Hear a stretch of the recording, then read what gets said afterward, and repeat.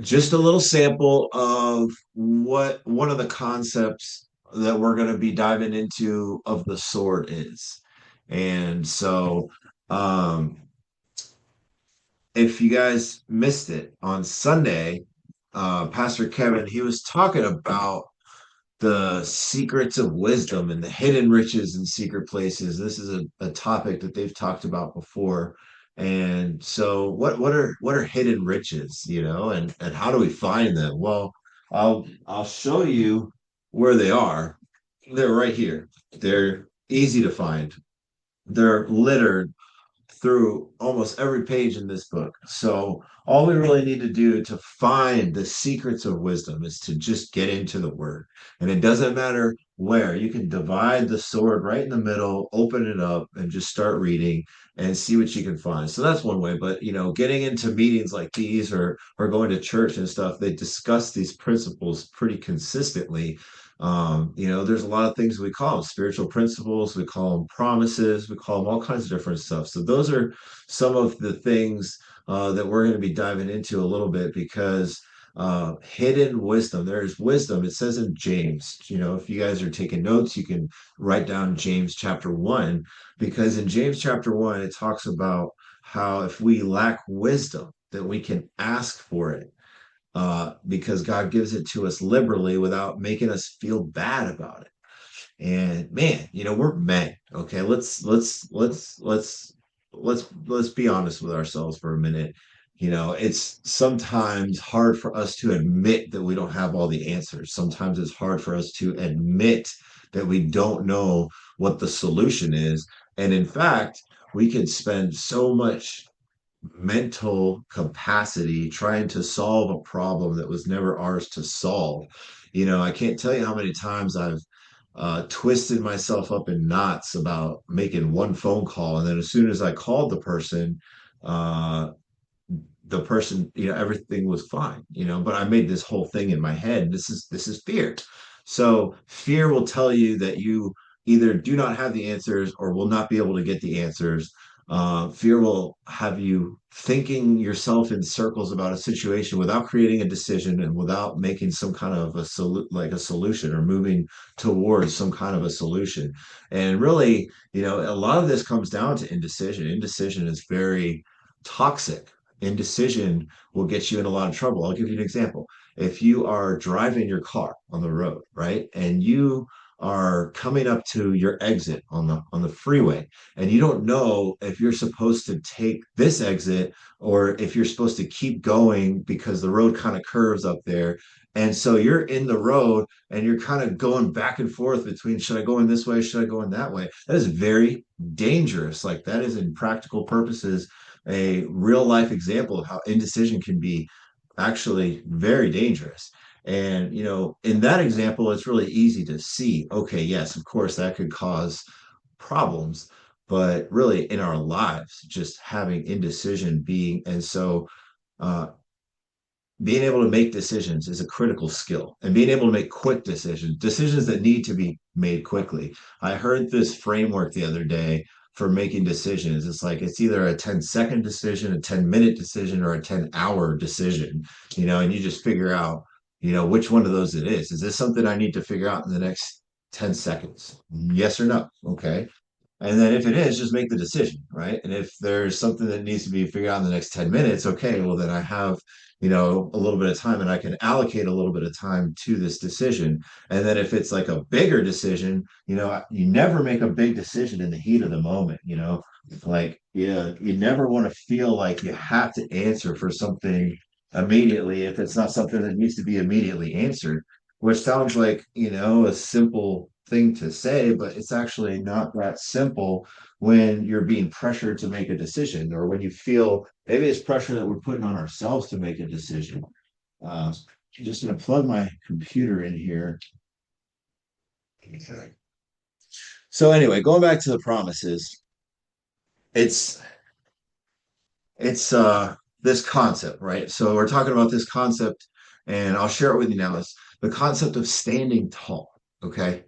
Standing tall. I find myself sometimes even not even standing tall, especially in certain situations, because I don't have confidence in that particular situation. And let me just share something with you guys. It doesn't take any amount of intelligence or competence to be confident, right? It is just a decision. So if you decide to be confident, to be confident, then you can just do that right now. Now, walking that out is, it can be challenging because sometimes we walk into a room that we don't feel qualified to be in. And that might cause us not to be confident, which might cause it to read that we're incompetent, whether we're competent or not. So, standing tall is kind of the concept that we're going to be talking about a little bit tonight, because this is what we're going to be unpacking in more depth at the sword. But this is just a little taste test. So, walking confidently in God's promises because we know what they are and that they are true. They were all the time, every time, and anytime. They only work for us when we work them, but they can work against us when we don't. And so we know that these promises exist. We know that God has given us the power to create wealth. We know that He's given us the gift of divine healing, the gift of salvation. He's given us the gift of peace. He's given us joy, which can be our strength. So we know all these things. We know that we can ask for things that we want in prayer, and that we can believe that we will receive them and we will have them. We know what these promises are. So why do we not believe them, right? And it's a situational thing. It's not that we just said, today I'm not going to believe in God's promises, or um, today I'm not going to accept those promises. We don't do it consciously. It's an unconscious thing that happens because we revert back to our default settings, which is living in the flesh. And the flesh would have us be afraid of, the unknown. But let me give you guys a news flash here. If you don't like the unknown, you're in the wrong religion, or if you even want to call it that, the wrong belief structure, because this is a belief system that is based on uncertainty. So we need to just get over that right away. And it's, if this quote that Kyle had shared one time, if you can't believe in the invisible, you'll never see the impossible. So I know that you guys want to see the impossible in your lives. And in fact, I know that you've already seen the impossible in your lives. So it's having the confidence going into these future situations, these rooms God is putting us in that we don't feel like we deserve to be in, and being able to know that, we fought the lion and we fought the bear and we've proved God's promises in the past. So, don't let the devil lie to us and tell us not this time. So, understanding what God's promises are, that they're ours, that we already have them, that's going to eliminate a lot of this fear. And so for me, like, tactically speaking, like, how can I be constantly anchored to those promises so that I can have this confidence instead of being self-conscious, right? Because that's kind of the other side of confidence, right? There's confidence and then there's self-consciousness. And self-consciousness does not do anybody any favors. In fact, just feeling bad ourselves or feeling overly aware of ourselves and aware of what other people think about us, and like, dude, don't, like, who cares, man? Like, just like, people are going to talk about you when you're not in the room. People are going to say things about you. People are going to have a view of you that may or may not be true. Who cares? Like, it really doesn't matter. Like, run your race, right? And when you're running your race and you're not worried about what other people's expectations are of you, and you're not worried about any of that other stuff. I heard this quote the other day. It was, no is a full sentence. We don't need to over explain why we're saying no to something. Like, honestly, the more anchored we are to where we're going, what we're doing, what it takes to get there, the less we're going to feel bad about the things that don't support that. Like, for me, I don't have a hard time saying no. I don't want to go out to the bar and go drinking because I have other stuff that is more important, that I actually get more enjoyment and more fulfillment out of than doing that anyway. So I don't need to go and explain that to somebody. They say, hey, you want to go out? No, I don't, or I don't have time, or whatever it is that we want to say. But standing tall is going to be a concept we're going to be diving into at the sword, because it's a very useful frame to have, because it's everywhere that we go. we are sowing seeds, right? And we need to know which seeds we're sowing, and equally as importantly, what seeds we're not sowing. And every action has an equal or opposite reaction. So, those calls that we didn't make today for whatever reason are going to have a consequence, just like the calls that we did make today are going to have a consequence. And a consequence gets a bad rap because a lot of time we use the word consequence in a negative connotation, but the word consequence just means result. And um, if you look at your habits, you will be able to see what the results of those habits have been. And you can ask yourself whether or not those habits are worth continuing or whether it's time to switch things up a little bit. And it's really easy to talk about this stuff, but it's kind of sometimes hard for us to be faced with, what are we actually doing? What have I actually done? And what did I say I was going to do? And what did I end up actually doing? Because sometimes, we believe that we're putting in all this effort and doing all these things. And then when we actually back and look at our time, we even at times I do would say, oh my gosh, I didn't do any of the stuff that I was supposed to do. I spent all my time distracted on these other things that didn't support, the vision that God put inside of my heart or whatever it is that you're working towards at that particular time. So we're going to be talking about that a bit, being sober, being aware of what's around you. That's what when we're talking about being sober, we're talking about being aware of what is around us. Like, what are the areas of caution? What are the opportunities, by standing tall, having this confidence when you go place and you do things, then you'll be able to actually see potential opportunities that other people can't see. And that's what hidden riches really are. Hidden riches are opportunities because largely, and you guys can correct me if you've had an experience that contradicts this, but God doesn't just give you the promises or the riches or the things that are hidden, the treasures of darkness. You have to go out and get those things. You have to be looking for them. And when you find them, you have to do some due diligence. You have to do some work. You have to follow through on those things. And a lot of times, you know, we don't get the things that we thought were ours or the things we were believing for because we didn't do our part. We didn't see it through. And so that's something that we're going to be talking about. Again, this is a concept. So we're going to be really rounding out what this looks like in the full picture at the sword, but it's having that ability to be able to be confident because of the things that God has done through you and to you, but it's also the things that we don't know, and actually looking for the stuff that we don't even know is there. It's like, what does that even mean? Like, that sounds almost contradictory. It sounds like it could be an oxymoron or something, but no, there's stuff we just don't know is there, but we'll feel the spiritual unction. And how do we tap into that? It's again knowing God's promises that He's given us the Holy Spirit, that He's given us wisdom, right? And the wisdom is theirs for us to ask for. And just remembering to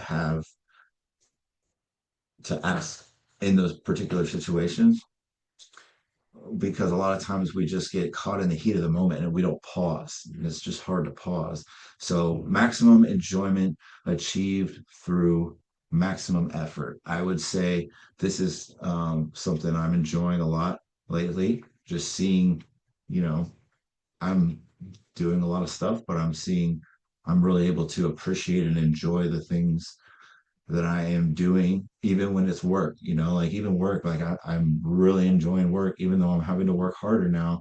But it's like I'm enjoying more achievement or more enjoyment because of more effort.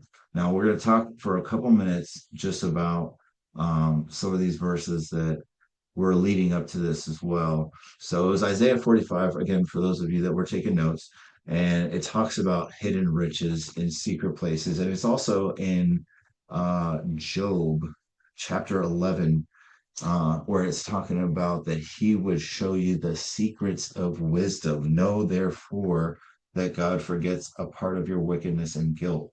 So another verse was Isaiah 35:10. So shall the redeemed of the Lord return. And that's going to be part of our theme here at the Sword is, I feel like a lot of us have been really busy, but not busy bearing fruit for the kingdom of God, and really not giving the proportionate amount of our time and attention to the things that are going to further the path that God has laid out for us. And the day to day is not really like just, going, working, and doing all these different things, maybe going to hit the gym and just watching TV. Like our general habits and stuff, a lot of the time really don't support the person that God is trying to create inside of each and every one of us. And so I'm going to call out one of you guys, Sam. You're habit tracking multiple different habits right now, dude. That is pro level move. So that is something I picked up a while back, just tracking different habits. And I started out the year last year, I think I was tracking like 12 or 13 habits. And it's hard to track that many, but I had them all in one place. So it really wasn't that hard. I just had a timer that went off every day. And on this one notebook, I always I go down the list and say, did I do the things or no? But I created those habits I was trying to adopt because I recognized that there was places that I was going because of my habits that I did not want to go. So I needed to make changes in order to change the direction, be able to achieve that result. And so maybe do a little bit of that here when we're sitting down together at the retreat. We can figure out, what are some habits, what are things that we're doing that we should not be doing, and what are things that we're not doing that we should be doing. And dude, and in my journal, this is like a weekly thing that I'm drawing a line down the sheet of paper and I'm saying, what am I doing that I shouldn't be doing, and what am I not doing that I should be doing. And having those promises in mind when you're creating this list is a really good way for you to actually make sure that you're moving in that particular direction. We want to move in the direction of the promises. It's easier to swim with the current than against the current. And it's just too easy to fall into the trap of just, the status quo, doing things the way they've always been done because that's the way they've always been done. Well, I reject that. I reject that premise because there's, I'll go to like an example that I've learned in work is like, I might hire this guy, right? And he could be amazing. Like, dude, this guy might be like the best guy that I've ever hired. But I can hire somebody tomorrow and they could be 10 times better than that person. There's always, something that's better out there. Now, there's could also be somebody who is 100 times worse, and it'll be maybe 100 times easier to find somebody who's 100 times worse than to find somebody who's 10 times better. But it's just a numbers game. But it's also what we were talking about, having an awareness that the opportunities exist, having the confidence in the uncertainty to be able to look for them and be able to move towards them and to be able to take action on them. So we're talking about Ephesians chapter 5. You guys know this one. This is like bread and butter right here. This is the meat and potatoes. I mean, give me some more food analogies here to use. But Ephesians 5:15 and 16. And we're talking about redeeming our time. Okay.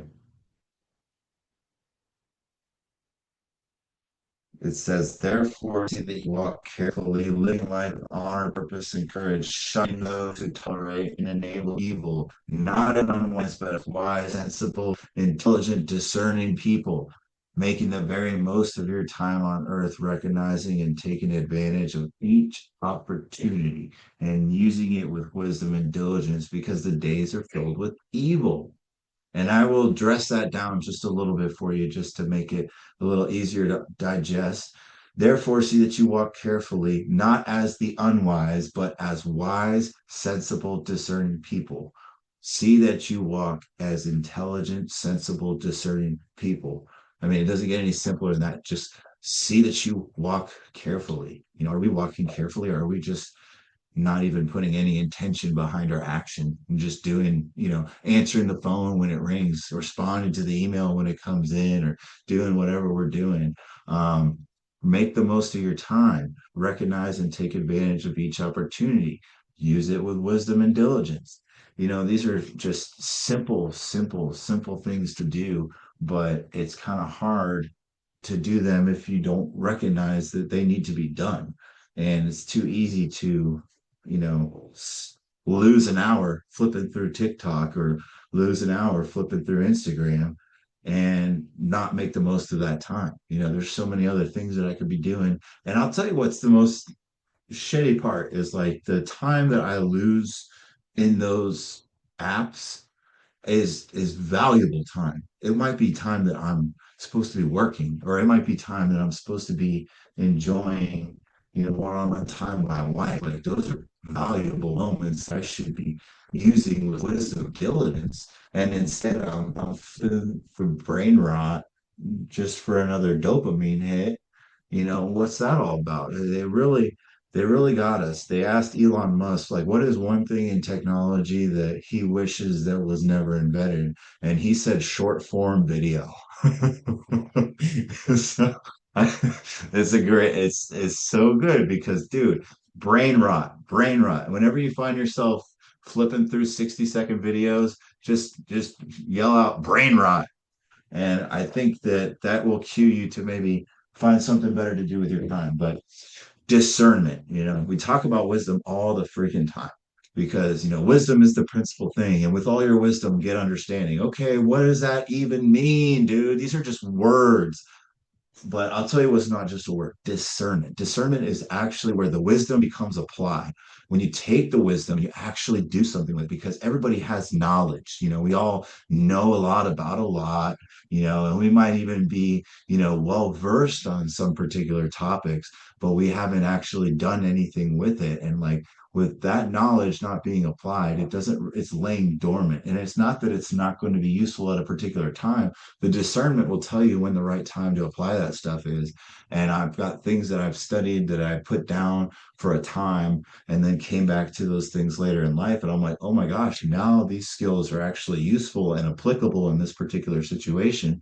But you have to be able to have the discernment to be able to know when you're spending time doing something that is not good for you to be doing at this particular time.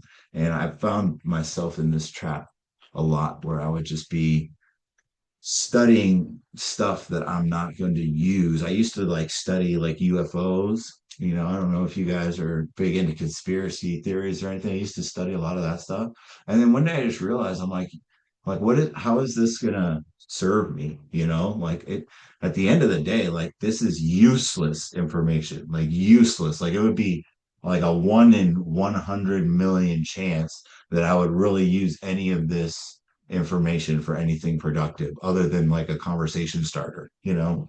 So I just stopped spending all this time doing this stuff. um, Pursue to conclusion.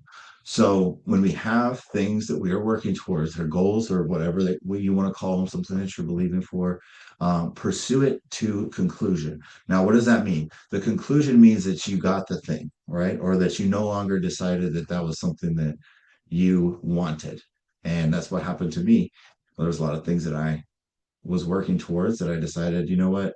Uh, that's not for me anymore, or I have no desire for that particular thing anymore. But that's a good thing. It's good to just have, you cast a wide net and then you start narrowing the focus. And some stuff that we're going to talk about a bit of the sort is the importance of having those targets and the importance of narrowing the focus. And we'll have some activities around that as well. But a lot of the time we don't get the thing that we're believing for because it didn't happen in the time frame that we wanted it to happen in, and then we stop believing for it, or we just give up hope. And hope is something that we need to have stirred up inside of us on a daily basis, even if we don't feel like we need it.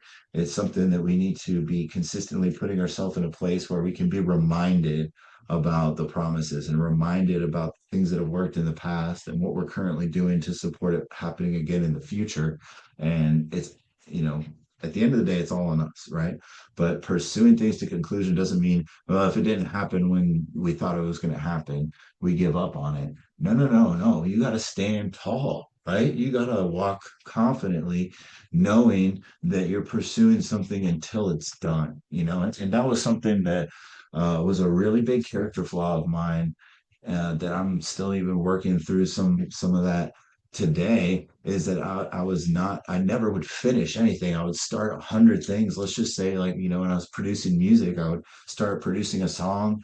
I'll make it, halfway, 75% of the way, whatever. And then I go start another song. Then I go start another song. And I started producing with this guy, and he did the same thing. And so every session we'd be starting to make a bunch of new songs, and we never finished the whole song. So we had, a catalog of 100 unfinished songs that were like, nowhere near being done. And it's like every week we're just like, okay, we want to start something new. We want to start something new. And that is not the way to achieve anything measurable or anything that's really worth achieving. We have to be able to commit, and we have to be able to say no. No is a full sentence. We have to be able to say no to the things that do not align with what God has put inside of our heart for this particular season.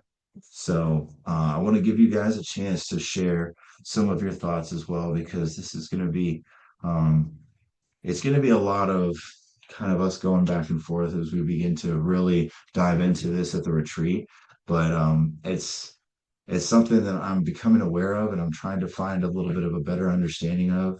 And as I kind of close here, I just wanted to reintroduce that concept of the hidden riches in secret places. Where are the hidden riches? And they are right in front of us. The easiest way to hide is in plain sight. And that's where, a lot of the hidden riches and the opportunities are. They are right in front of us that we don't see them. And sometimes it takes that discernment, and it takes that um, being able to slow down just a little bit, and actually see things in a way that we didn't see them before. And it goes back to Romans chapter 12, where it talks about not being conformed to this world, but being transformed by the renewing of our minds, so that we can prove what is the good, acceptable, and perfect will of God.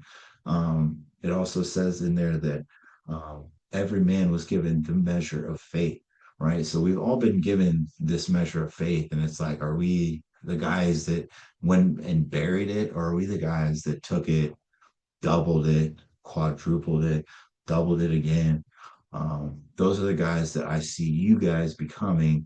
Those are the guys that I see that you already are. But I think, you know, we're all going to get real serious around that campfire, and we're all going to be looking around at each other saying, you can do more, you could do better, you could go further. So yeah, I want to hear from you guys. Don't forget to unmute yourselves. And yeah, whoever wants to go first, go.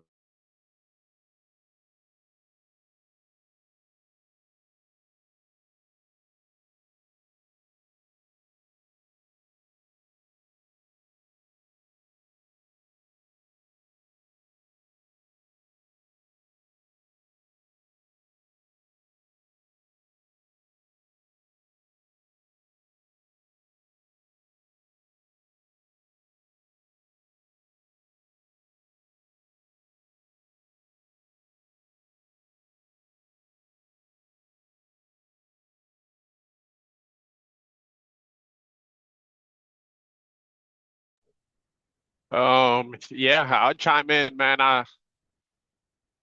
The hidden riches, man. That's good. And the very last point you say, sometimes it's just really saying no.